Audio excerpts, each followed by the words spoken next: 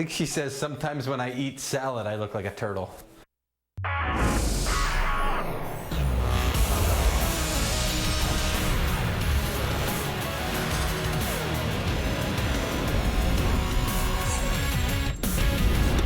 Sports Center with Jay and Dan, presented by Tim Hortons. We will not be trying very hard on this show. I can guarantee you that. Some people accuse the Jacksonville Jaguars of not trying very hard for the first 2 games of the season. I thought you said people accused us of not trying. No, they do all the time. No, but then kind we of our thing. But then we have other people say you guys tried too hard. Those people can't read things. They can't read people because we literally don't try at all. And this is the result. We host a national show, and it's really a wonderful thing for us. But I cut you off. No, I just wanted to say that the Jags have had a weird week, right? They're 0-2. Jalen Ramsey, their best player, wants out. But Dan, a quarterback with a mustache, captured the hearts of the entire continent and especially Twitter on Thursday night. Gardner Minshew. And a new character added, his father. Oh, man, this guy. wait till you get a load of this guy. Jalen Ramsey requested a trade after the Jags' Week 2 loss. It's expected this is going to be his final game with Jacksonville. The Titans took a jab at Ramsey back in June. They tweeted, "Your favorite player's favorite team." That's a picture of Ramsey as a kid. He's dressed up in Titans gear. That's a big trophy. Here he is, Jags QB Gardner Minshew. Known for a lot of things like his mustache and for almost being named Beowulf when he was born. Minshew finds James O'Shaughnessy. Oh, the Lucky Charms. 7-yard touchdown. Only you can get away with that joke. That's right. I'm of Irish descent. There he is. That's Flint, his dad. Oh, he is. That's right. That's a 22-yard strike to DJ Chark.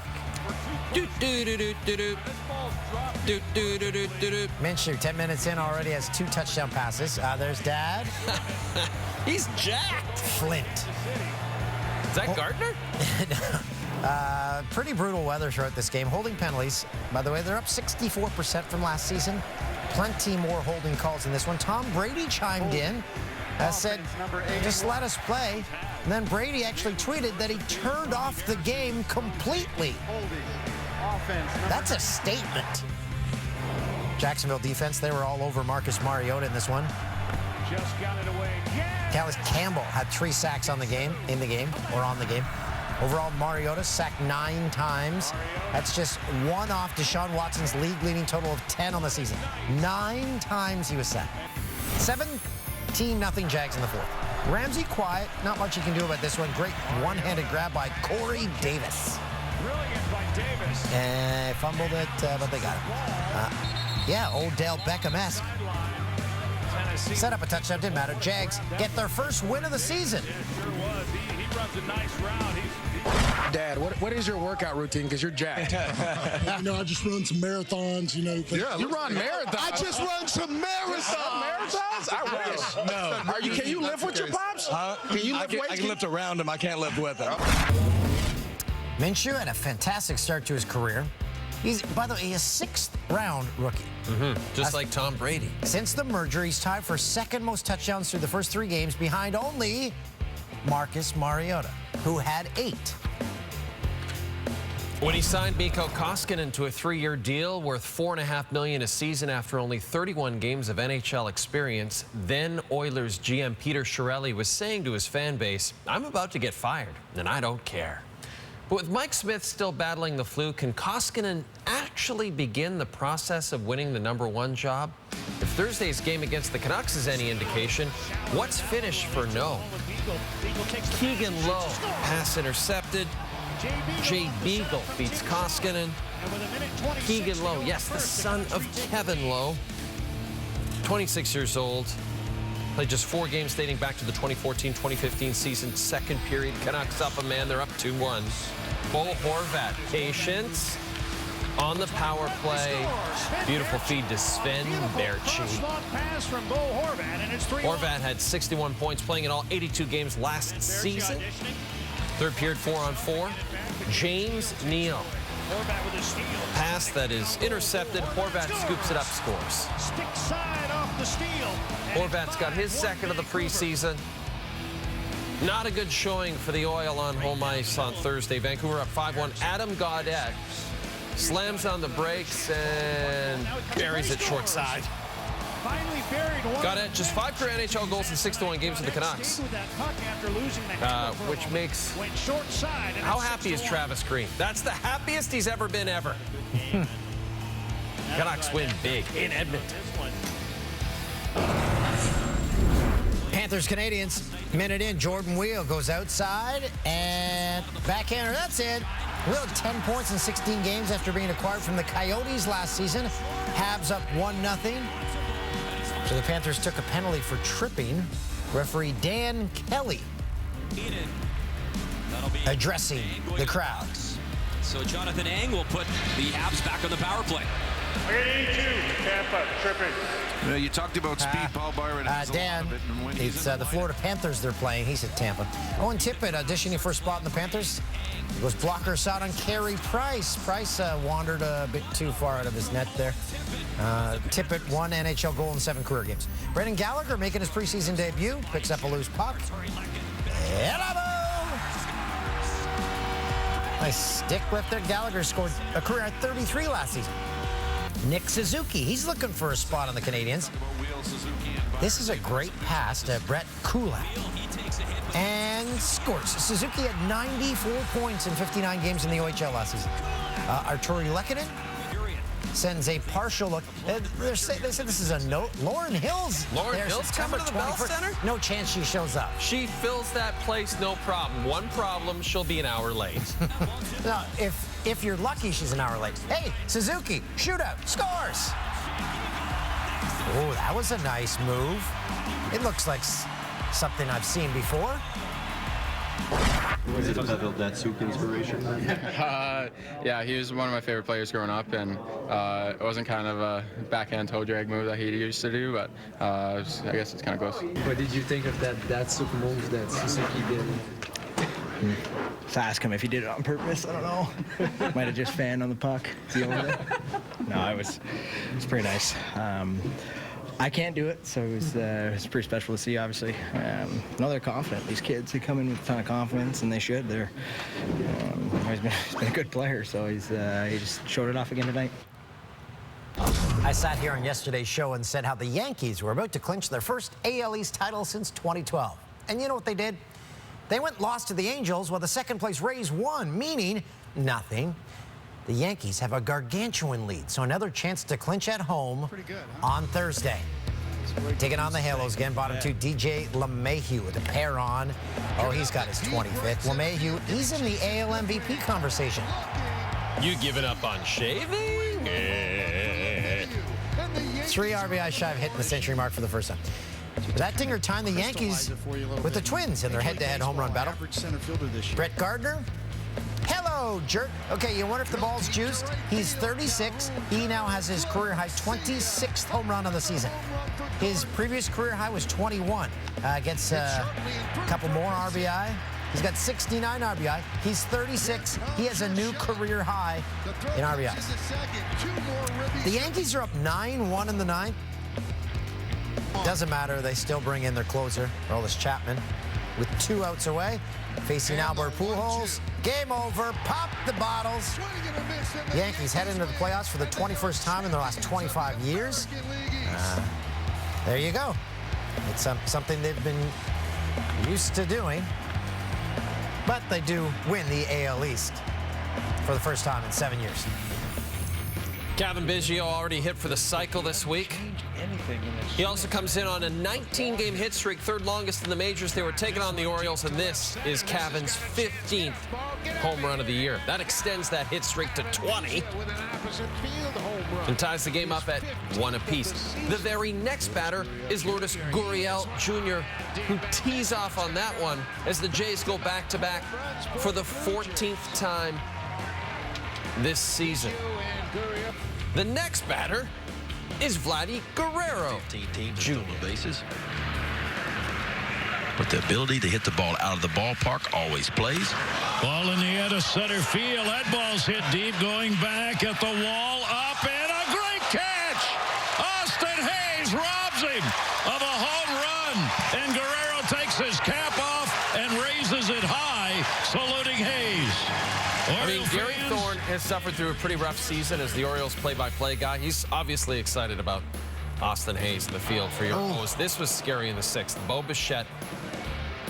It wasn't nearly as bad as it could have been. It went off the bill of his helmet and then went off his hand, so he avoids a real serious injury. Taken out for precautionary reasons. Jay's double up the O's. Cubbies tied for the second wildcard spot with Milwaukee, and look at this. Anthony Rizzo, he sprained his ankle Sunday, thought to be done for the rest of the regular season. He's playing in this game. Top 3, he's anticipating the bunt. Yeah, that ankle, he's not going to go full tilt on that. It's the Cubs and Cards in this one. What we were getting ready to, the pitcher normally doesn't. Cards, they scored a run there. Bottom half, Rizzo at the dish. Friend of SportsCenter with Jay and Dan, brought to you by Tim Hortons. Joe Davis on the call. Rizzo finished 1 for 3. I cannot believe he played. In the 9th, Cubs, they were down by 3, but they're within 1 when Jason Hayward ties it up on a fielder's choice. As the run scores from 3rd, they needed extras. Top 10, Matt Carpenter. In for an injured Colton Wong, facing Craig Kimbrell. No batting gloves required. That was the difference. The Cards pick up the win. It's big for them because they increased their divisional lead over the Cubs to 4 games with their first win at Wrigley this season. But the Cubs' loss could open the door for the Brewers. Yes, it certainly could, Dan. A win by the Brew Crew, and they would hold on to that second wild card spot. So let's see what happened against the Padres. Lorenzo Cain to right, Hunter Renfroe, yes.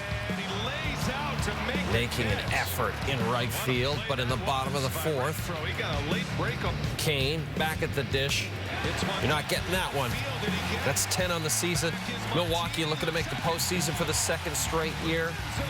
Christian Yelich out for the year. 6th inning. Grisham hits that one sharply in the gap left center. That's going to go to the wall. Shaw on his way to 3rd, and he's going to try to score. Here comes a throw. It is a wild one, and Shaw is in. Throw to 3rd base into left field. Grisham with a little league home run. Austin Hedges helping out the Brew Crew because your Milwaukee Brewers are now in a postseason spot. They are in the 2nd wild card spot right behind Washington. Nationals did not play Thursday. St. Louis, though, sitting real nice in the Central after their win over the Cubs. And, yeah, Chicago now on the outside looking in. Coming up on SportsCenter with Jay and Dan, presented by Tim Hortons here on TSN, the Sens have locked up their star defenseman. Details on Thomas Chabot's extension next.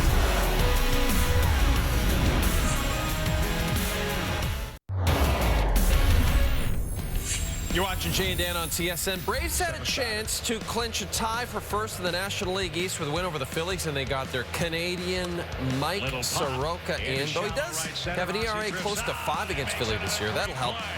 Ozzie Albies seems to do this pretty much every game. Ronald Acuna Jr., 1 home run shy of 40 on the season. That is Harry Carey's grandson, Chip Carey, on the call. 2nd youngest player ever to hit 40 home runs in the season. Youngest ever was Mel Ott in 1940. Acuna Jr. struggles there on the Kingery liner. Kingery ends up with a triple. By the way, Acuna Jr. is 3 stolen bases shy of becoming just the 5th player ever to join the 40-40 club. Tied in the 6th, Freddie Freeman, who is a citizen of Canada and America. 2 RBIs off the Major League lead. Now tied atop the majors with 119 RBIs. And the Braves clinch a tie for 1st in the NL. The Phillies who are fighting for their lives. Tigers and Indians. Indians, they're looking to get into a tie for the wild card with Tampa, who is not playing. That's Mike Clevenger. Very interesting guy because his pre-pitch routine. So he gets the sign, then he just starts rocking and rolling. He does not stop moving until he throws that pitch. It takes him 7 seconds, gets the strikeout. Grayson Greiner at the dish.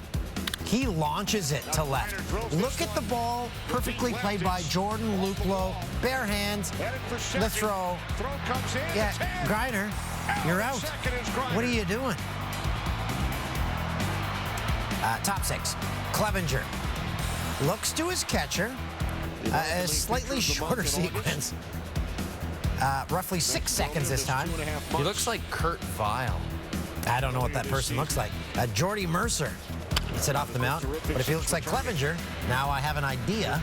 Francisco Lindor. Maybe for the end of the show, we could do a Kurt Vile, Clevenger. Are they related?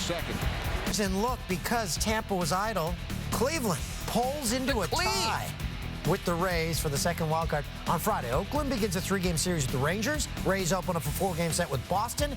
And the Indians are at home to start a 3-game set with the Phillies. Fun times in Cleveland today. Cleveland. Come on down to Cleveland town, everyone. Come and look at both of our buildings. Fun times in Cleveland today. Cleveland.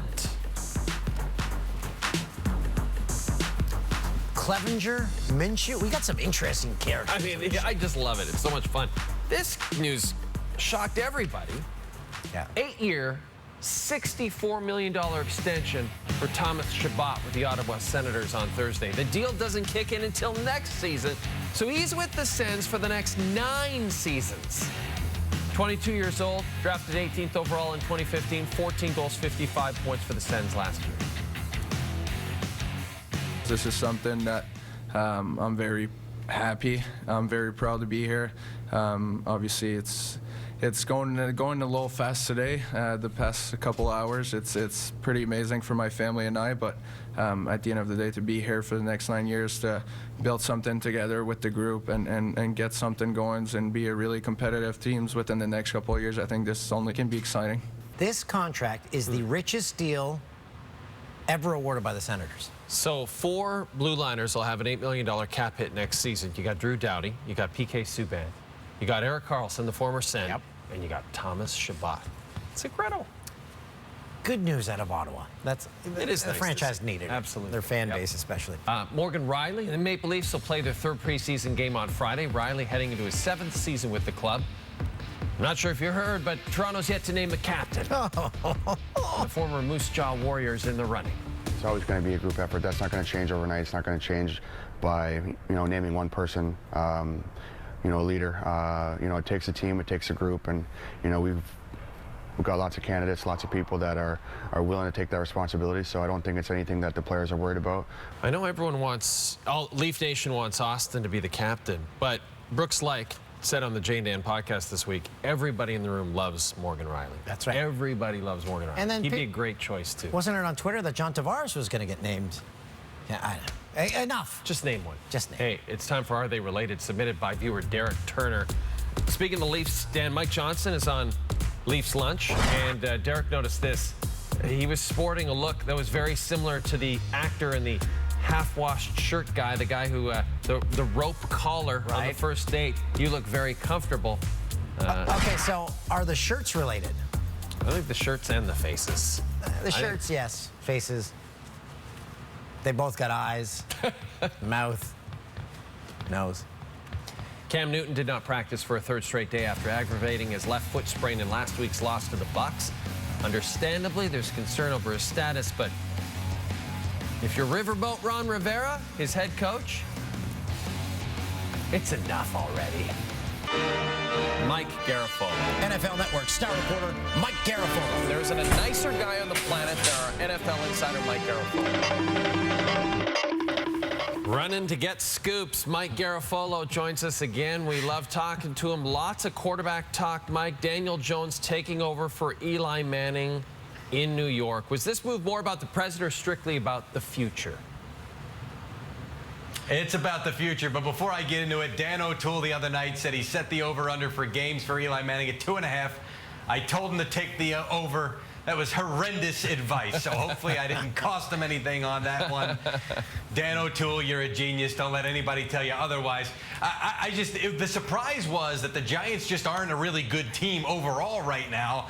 Golden Tate is still serving a 4-game suspension. Sterling Shepard hadn't been in. Eli Manning, frankly, did a little bit more with less to work with than maybe we had seen from Eli Manning in the recent past. So it just seemed like he was actually playing a little bit better than he'd been in recent years. But at some point, all these excuses about the offensive line isn't good enough, the receivers aren't good enough, the defense isn't good enough, they're not helping out. It's all going to run out because they drafted Daniel Jones. So I'm a little surprised that it happened as early as it did, just because, again, I don't know what Jones is going to have to work with, but they're looking for a spark, number one, and Jones can maybe do that because he can run a little bit. And number two, they want to send a message to everybody that no one is safe here. We feel like we've got enough talent to compete. It's time to start competing. In Miami, another winless team and another new starter, Josh Rosen. He's going to get the ball. He's getting thrown back into the fire with another struggling football team. So is Rosen, the start of his career, the toughest of a top 10 pick you've ever seen? I can't think of one tougher because he had two offensive coordinators last year. Let's not forget that. He comes in with one, they change it. Then he gets Cliff Kingsbury in a new offense that he starts to learn in the offseason. And, oh, by the way, you're cut. We just drafted Kyler Murray. I'm sorry, traded, not cut. But now he's on to Miami, and he's learning a new offense down there, and they've been struggling and trading away players. I just don't know what anyone could expect from Josh Rosen. I do know this. They've communicated to him that they are going to give him an extended audition here to make a case to be the Dolphins' franchise quarterback of the future. However, he's going to really have to blow them away with not much around him to stop them from taking all this draft capital that they now have for the 2020 draft. Even if they don't wind up with the first overall pick, they'll have enough to trade up there. And there are multiple quarterbacks available, including Tua from Alabama. I'm not even going to try the last name. Tagovailoa, I tried it. But this team is clearly looking toward the draft in 2020. And Josh Rosen probably going to be somewhere else, another offensive. It's unbelievable. Tagovailoa, I think it is. Anyway, Mike, let's talk about the Steelers. They make that trade for Minkah Fitzpatrick. They give up a first-rounder for him, so they've got to have faith in Mason Rudolph as a starter. But what are the chances they're still going to compete this season without Big Ben Roethlisberger?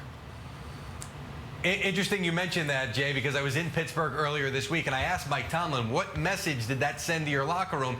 He said, no, our players know we still expect to compete. We don't make trades to send messages. We make trades to acquire players. But they had to know what the locker room was going to see in this one and say, well, if we're trading a first-round pick, we must think we really have something good in Mason Rudolph. And I know from time to time when players are really just blowing smoke, I didn't get the sense when I was talking to those guys this week about Mason Rudolph that they were. I really do believe that they like what they have seen from him. He did play well in relief the other day. He didn't panic.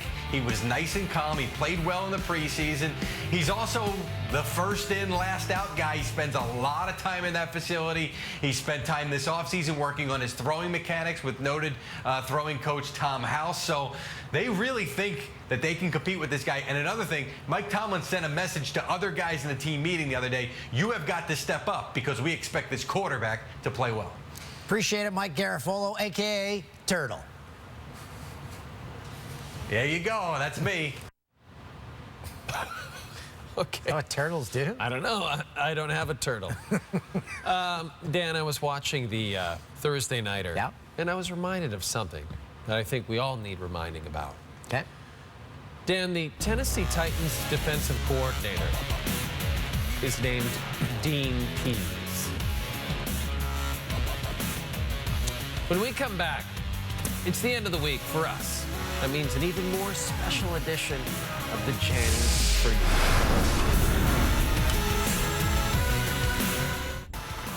Brothers! I never wear a long sleeve t-shirt under a short sleeve t-shirt. That's inaccurate. Nick Suzuki in the shootout against Florida. It wasn't very good. Vladdy Guerrero Jr. to center. Austin Hayes. Hey, if you're a Baltimore Orioles fan, here's a guy to get excited about. He's an excitable guy. Mariota to Corey Davis. Titans fans, tough night for Titans fans. We've got one on our staff. I won't name him. It's Mike. Watch this spinorama by Sam Girardi. Look at this. That is perfect. Oh, my goodness. Ty Fellhaber goes. Fellhaber goes. Fellhaber. Flyers Bruins. Morgan Frost.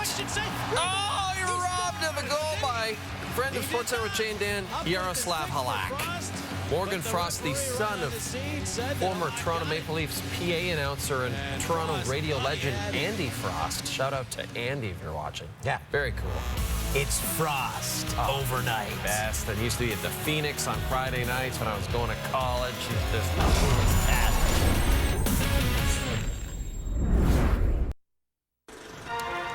It's time for the Jay and Dan newsreel. Trevor Harris will not be playing for the Edmonton Eskimos this weekend against the Hamilton Tiger Cats. It is an upper body injury. Harris has had a terrific season for Edmonton. Trying to get him back into the postseason. I said Harris is having a good season, but Edmonton's lost 3 straight. Yep. So they are currently trailing the Stamps and Riders by 4 points for second in the West. After a slow start and a pectoral injury that sidelined him for a 7-game, Stamps quarterback Bo Levi Mitchell has played during Calgary's 3-game win streak. The reigning MOP says he was able to refocus mentally after watching backup Nick Arbuckle play. Week 15. It's almost here. Do we have the ladies queued up? No, okay. Stamps won 3 straight. Friday Night Football, Argos and Stamps. Also Tabbies and Eskies. All right. UFC held a press conference Thursday promoting the November the 2nd bout between Nate Diaz and Jorge Masvidal. There might not be a belt on the line, but there is a belt on the line. If there's someone on the fence about ordering the Canelo fight or this one, why should they order this fight right here? We're fighting for the best in the game belt. That's why. Hey, Nate, so you call yourself a badass. How do you say that when you're a vegan?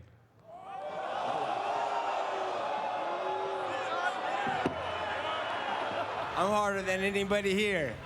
What's up? Be cool if that guy was right in front of Nate and asked that question. What Nate would do. I know. He probably wouldn't care. This has been another informative edition of the Jay and Dan newsreel. You know, Dan, fall officially arrives on Monday. It's time to roll out the season finale. Oh, no. The season finale of Summer Scrum Lurkers. What does it mean to come to this stadium and come out with a victory?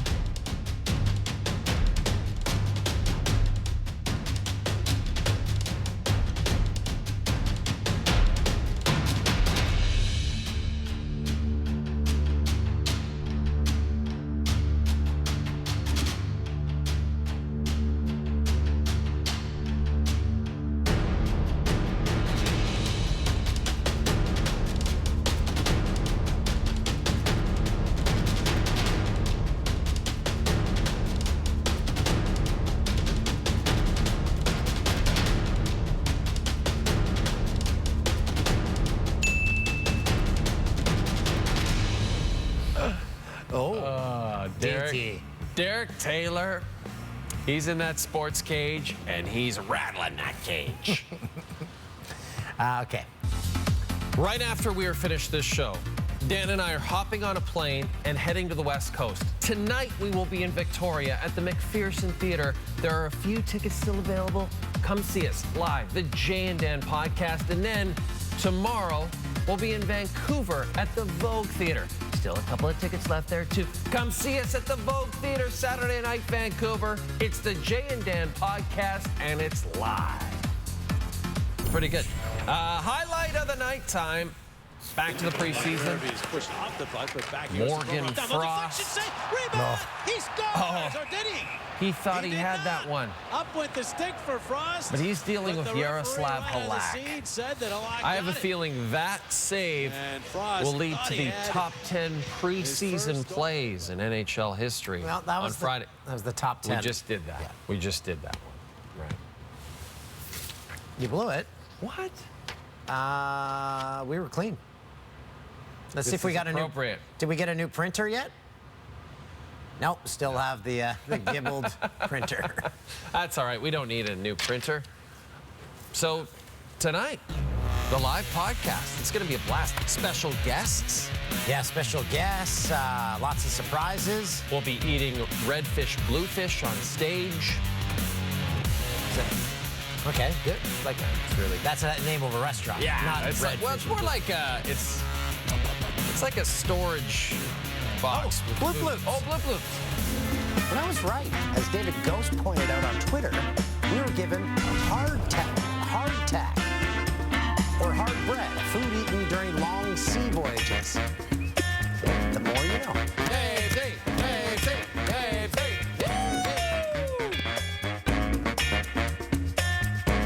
Take a taste for Canucks fans. What's that? What?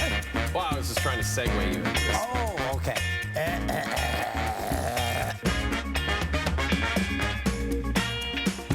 You completely oversold the Dexter Fowler catch in the Cards highlights, describing it as the catch of the century. I was like being the author Dan Brown at the end of a chapter.